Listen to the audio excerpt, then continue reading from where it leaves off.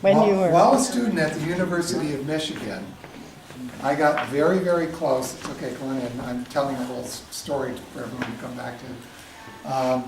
And I took physics my freshman year, but my professor often had to leave for conferences and speeches he gave and to the government. And so the substitute teacher, they had this relationship, the other physics professor. His name was Ernst Katz. Oh, yes. Oh, we know And him. many of you probably know him. And In the flesh. would have been a wonderful teacher for me, but unfortunately I never knew that he was involved in the anthroposophy and very intimately, but as a physicist. And he's passed away about a decade ago. For 10 years. And I think he would have been thrilled with the developments that have happened in the last decade of things called the fine-tuned universe and the anthropic principles. I'm not going to go into these, but I invite you to check these out on your own. But it's interesting,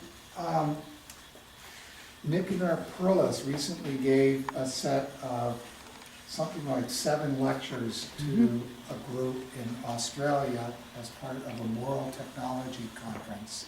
On YouTube. And they're posted on YouTube now, On right? YouTube. Or you can go to the Moral Technologies Facebook page and you'll find links there. And in it he talks about the 6 laws of physics that give us the basis to our existence. Well, it's interesting. There are 6 Elohim that went with the sun. And we talked about Jehovah the 7th, who stayed with the earth moon and then left with the moon. I find these numbers interesting. Well, the sun god, known in Persian lore as Ahura Mazda, and you can find lots of sculpture work done of him, this sun god was expected to come to the earth. In the ancient mysteries, they knew about this as well. Well, I'm asking some other questions here. What does it mean for this god of the sun god, to become a human being? And what does it mean for the sun and the earth to reunite, as far as the human goes? What is this earth that we live on? Is it just some speck of dust, relatively speaking, in the vastness of the universe? And Steiner says, no. Because this sun god has come to the earth, this speck of dust is the seed for the new universe. Just as in the plant, it forms the seed for the new plant. Our earth is to become that seed, and it needed this sun god. And we, as the beings of this earth, are an intimate part of what that seed becomes. We become co-creators, this 10 hierarchy. And I'm pressing the wrong button, sorry if I hit anybody. So we're going to jump now into human sexuality, and I'm going to take us through a little bit of the legends that can be found in this book from about 1904 and into 1905 called the Temple Legend.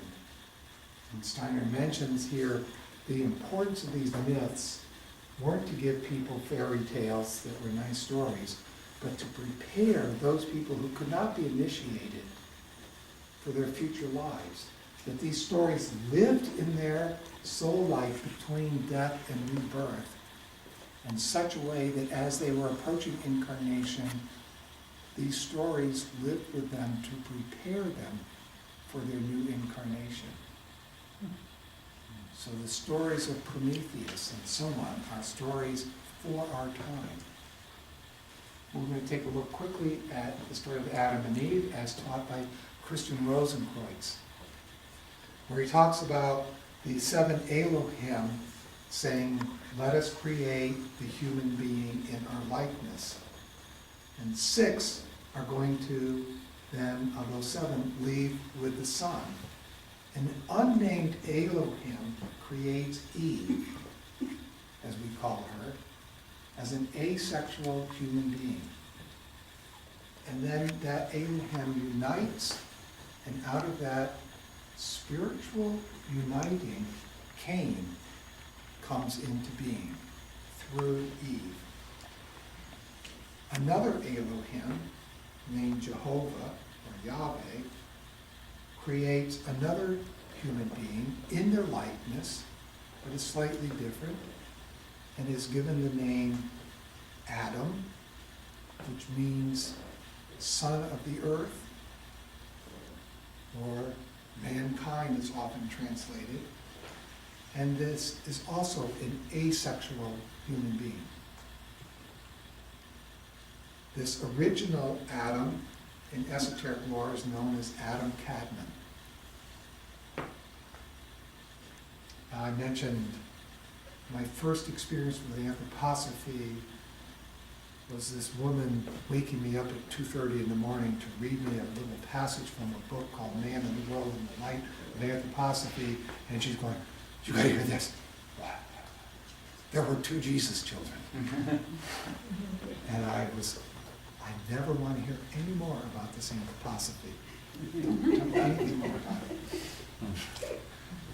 Well, in one of those stories, the story from Luke traces back to Adam Cadman, or Adam as it says in there.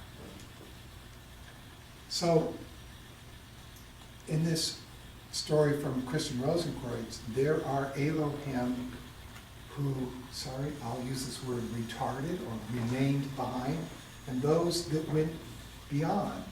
So the ones that were behind were able to unite wisdom and fire.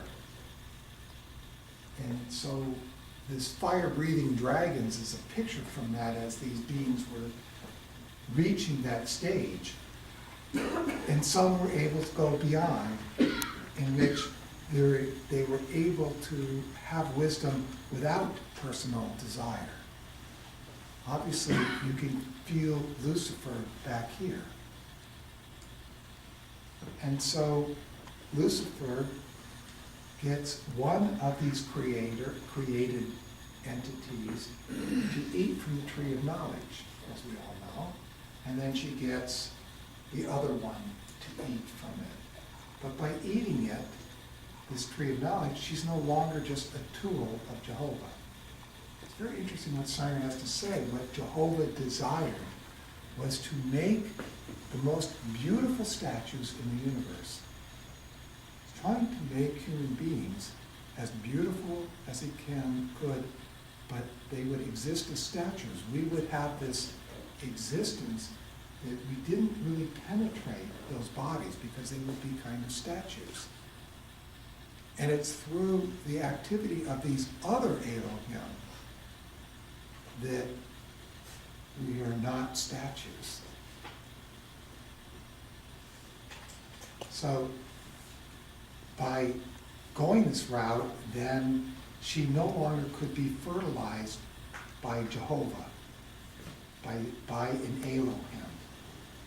And by giving the apple to the other being, then she also wipes out that Jehovah's power for this being as well. So he puts enmity, he says, between thy seed and thy seed. And it's often interpreted between her and the snake. But Snyder says it can also be read between her seed as an asexual being and this one's seed as an asexual being.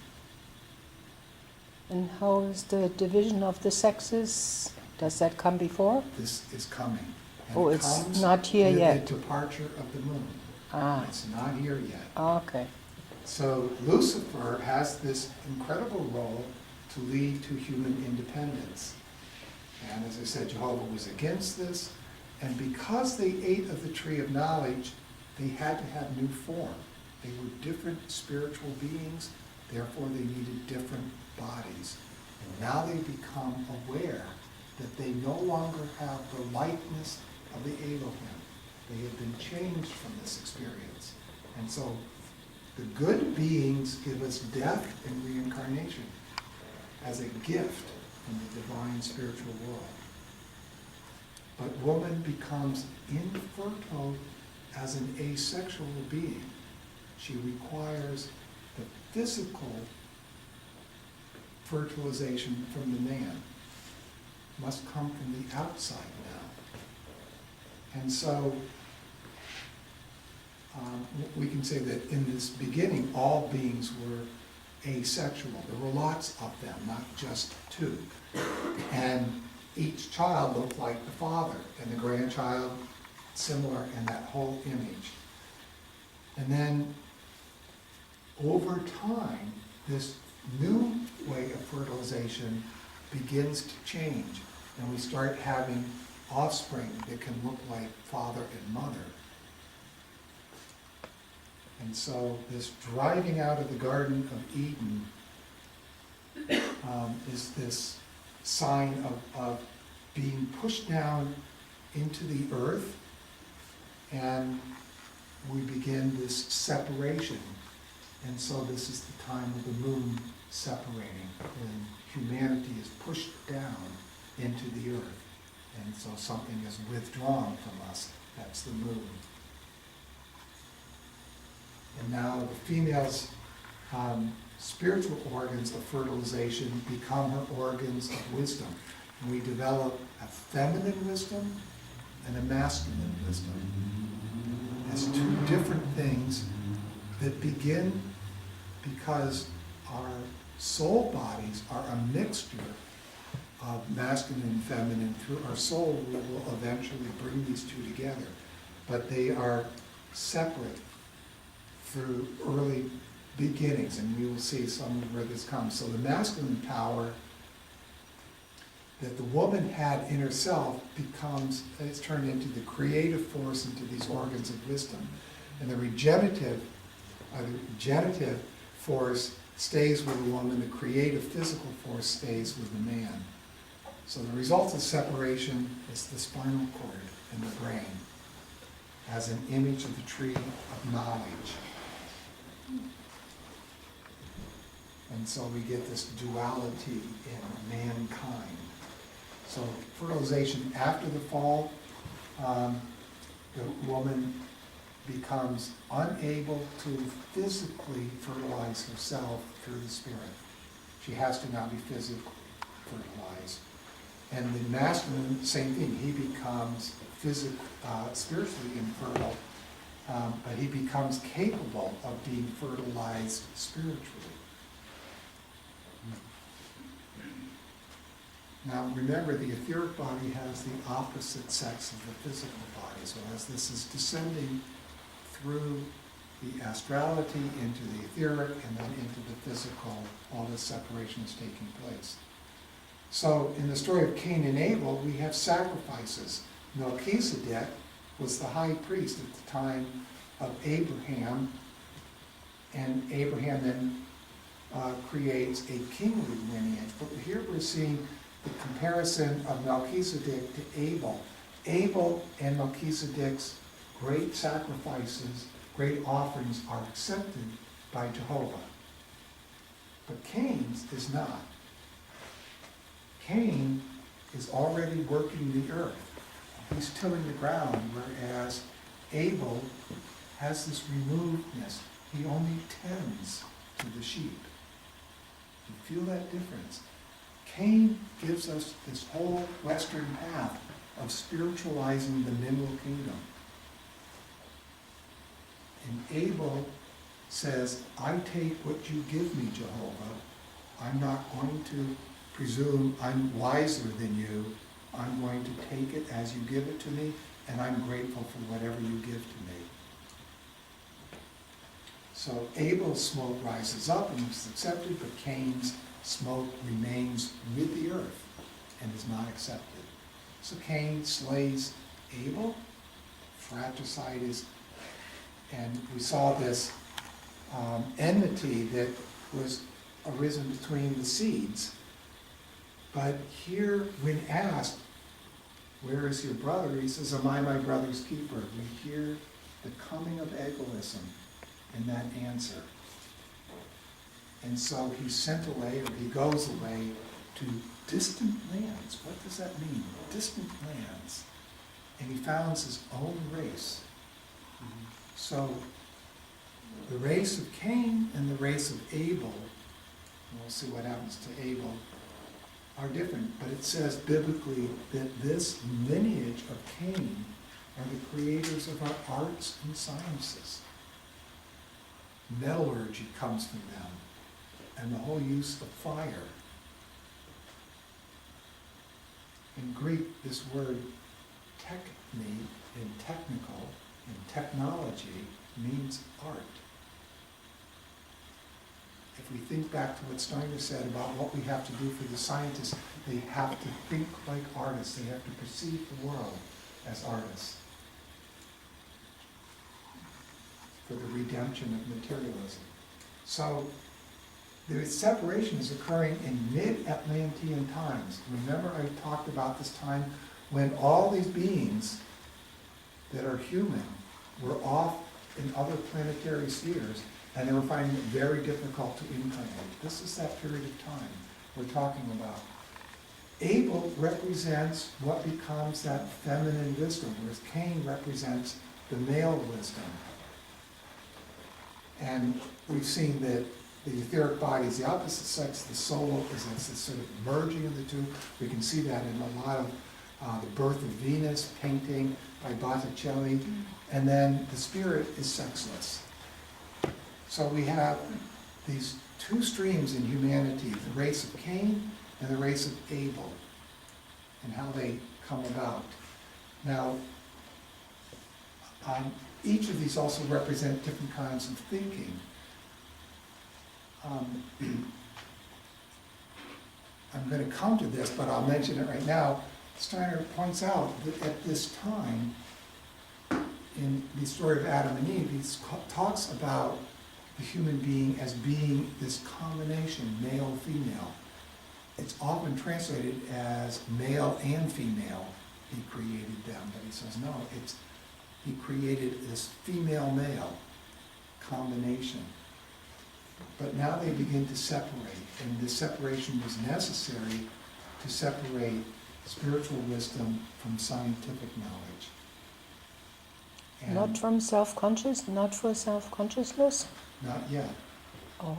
It's coming. But so the brain, he says, becomes an image of the male, and deeper aspects, so we can say soul, is the feminine. And because the brain is often associated with the spirit, we often have the spirit taking on masculine properties in art and the soul as feminine pictured. Okay. So this masculinity commits itself to the earth. This is the Cain story of tilling the earth. And although they derive themselves from Elohim, they derive themselves from Elohim who during Old Moon were these Elohim that were slightly behind, that had not accomplished this ability to break through wisdom and fire, to not want their own personal knowledge. So in this way we can say that the coming of Christ to the earth for redemption is something that has to do more with the Cain stream and that fratricide. Here we can see Abel and Cain in the night wisdom and the day wisdom. I'm taking something from Bible Hub, I think it is, which is an interlinear. You can see the word Adam here. Here is the Hebrew, and here is its translation as man, which is interesting. And here is this female male, which is often translated as he created them male and female. But he says this and doesn't belong here. It's created he, female, male. And the him is referring to who created. And then we have in their likeness. So out of mankind, again, this likeness comes now instead of out of the Elohim, and this is Seth, begotten after mankind. So it's very interesting. Here it's translated Adam, but the same word up here is translated as mankind. So Steiner says Seth is the first who is really out, who has heredity, who is the first out of the likeness of the parents. And so we are now beginning with Seth.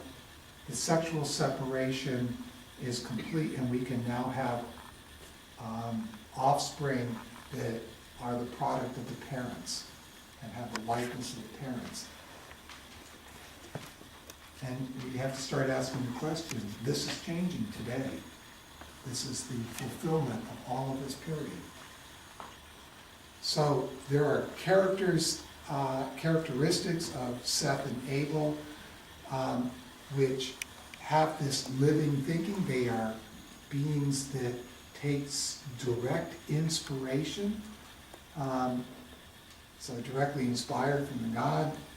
And Cain, who has to work differently through the earth, he is a gatherer of knowledge. So the pictures that come from the priestly lineage of Abel and Seth are used as symbols in the Cain lineage. Now this is a very interesting part that comes up next, that the daughters of men, and here's this word Adam again, are seen by the sons of God, and they are taken as wives, and out of this mighty men come about who bring great wickedness. Steiner says what's going on there is that the lineages of Abel and Cain were meant to be separate, is going off to distant lands, to be away from Abel and Seth, that it was sinful for them to merge. But the lineage of Abel found these daughters of Cain to be fair and took wives of them. And he says, in Vedic terminology, these are the Rakshasas, who bring about the great evil of Atlantis and cause its destruction. So when we look at our future lives with robots, as we tried to do a little bit last night, we can ask the question, are we repeating something of this Rakshasas? Are the sons of humans going to look upon the daughters of robots as fair and take upon themselves wives from them? And what would come of such a union? How can this happen? If a machine, how Yeah. can they have sex?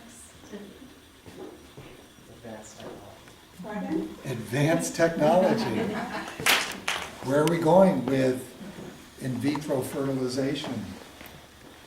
Could we conceive of something in the future where something happens? Or maybe it has nothing to do with physical bodies.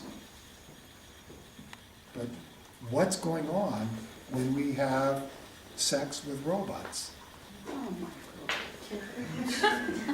And if you think this is crazy, Well, it is. come tomorrow. I mean, a man's penis may be caught in a machine, you know? I think the movie The Stepford Wives. Stepford Wives, that's about 2 Yeah. decades ago. But- Yep.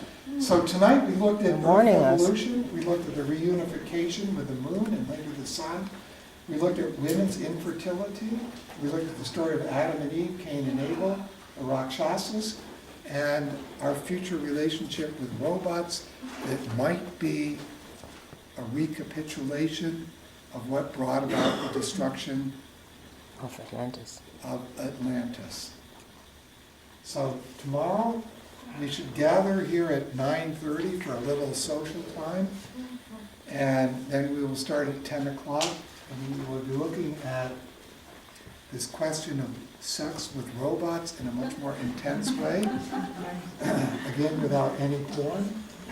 And I'm not coming. and we'll be looking at the story of Hephaestus. And we will not do demonstrations, no. And preparations of our own time. And then we will do a eurythmy, and then we will be looking at electricity and evil and so on. So if you want tea and coffee, you have to bring your own, because I don't think there's any tea, coffee. Thank you for that. Right. So I will stick around for a little bit. It's 9:10 at the moment, so I'm about 10 minutes behind where I thought I would be. So I'm sorry for that, but thank you.